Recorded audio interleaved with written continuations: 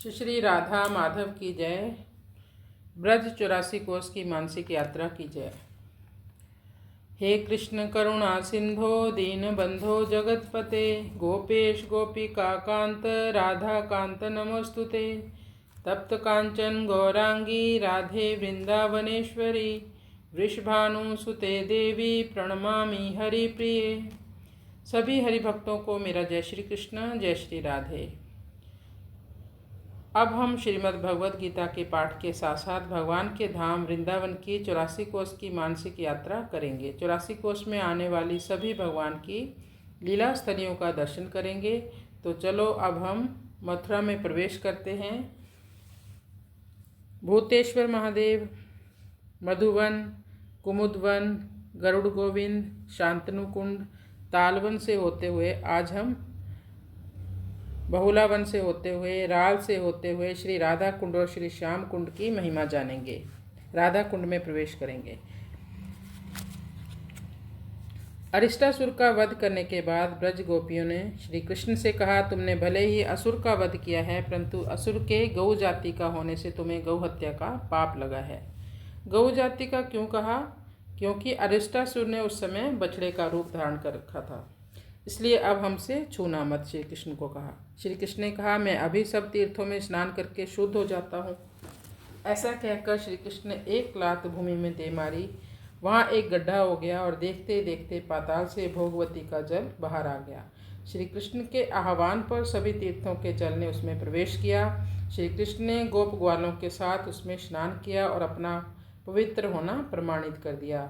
श्री कृष्ण द्वारा निर्मित उस कुंड का नाम पड़ा श्याम कुंड। अब श्री कृष्ण ने कहा, देखो गोपियों, तुमने भी एक अपराध किया है। तुमने एक असुर का पक्ष लिया है, इसलिए तुम्हें भी इसके पक्षपात का दोष लगेगा। इसलिए आओ, तुम भी सर्वतीर्थ युक्त इस पावन कुंड में स्नान करके पाप मुक्त हो जाओ। तब श्री राधा जी ने कहा, ना जी, हम इस तुम्हारे पाप दोवन कुंड में क्यों स्नान करें, हम अपना नया कुंड निर्मित करेंगे, बनाएंगे। राधा कुंड को भगवान श्री कृष्ण का मुकुट भी कहा जाता है और उसमें स्नान करके शुद्ध हो जाएंगे। तब सब ब्रज गोपी ने वहीं कृष्ण कुंड के पास अपने हाथों से और कंकन से भूमि को खोदना शुरू किया। उसे कंकन कुंड भी कहते हैं। श्री राधा कुंड की सफाई करते समय उसके दर्शन होते हैं। मानसी गंगा का जल लाकर वे उसे भरने लगी। तब श्री श्याम कुंड में से सब तीर्थ निकलकर हाथ जोड़कर श्री राधा जी से प्रार्थना करने लगे कि आप हमें राधा कुंड में प्रवेश की अनुमति दे दो। श्री राधा जी के पूछने पर कि आप ऐसा क्यों करना चाहते हो, तो सब तीर्थों ने कहा कि हम अपना तीर्थ नाम सफल करना चाहते हैं। श्री कृष्ण की ओर तिरछी दृष्टि से देखकर श्री राधा जी ने सब तीर्थों को अनुमति दे दी और श्याम कुंड के अंदर से पृथ्वी को तोड़ते हुए वे जल रूप से उसमें प्रवेश कर गए। राधा कुंड में श्री राधा जी ने सखियों सहित श्याम कुंड में नित्य स्नान करने की बात कहकर उस कुंड में स्नान और उसके तट पर रहने वाले सभी लोगों को पाप मुक्त कर अपना प्रिय स्वीकार करने का वचन दिया। जिस दिन इन दोनों कुंडों का आविर्भाव हुआ, ये प्रकट हुए, वे दिन था कार्तिक कृष्ण आहोई अष्टमी का। आज भी इस दिन श्री राधा श्याम कुंड में रात के 12 बजे स्नान करके असंख्य नर नारी अपनी मनोकामना पूर्ण करते हैं।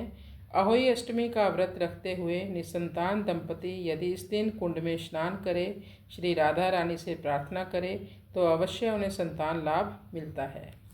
श्री निम्बारकाचार्य जी ने अपने शिष्य श्री निवासाचार्य जी को इस कुंड की महिमा से अवगत कराकर आदेश दिया कि श्री राधा कुंड के तट पर इस स्तोत्र का नियमित पाठ करने से उन्हें श्री राधा कृष्ण की पूर्ण कृपा का लाभ होगा।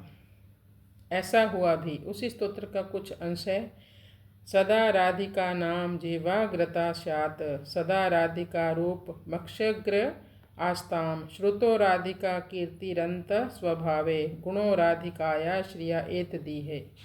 मेरे जीव अग्र पर श्री राधिका का नाम हो, नेत्रों के आगे श्री राधा का स्वरूप हो, मेरे कानों में श्री राधिका की कीर्ति हो और अंतःकरण में सहज उन्हीं के भाव गुण आदि का स्फुरण हो। मना चल वृंदावन चलिए, मना चल वृंदावन चलिए, जिथे रहंदे ने श्यामा श्याम, जिथे रहंदे ने श्यामा श्याम, मना चल वृंदावन चलिए। जय जय श्री कृष्ण। श्री श्री राम।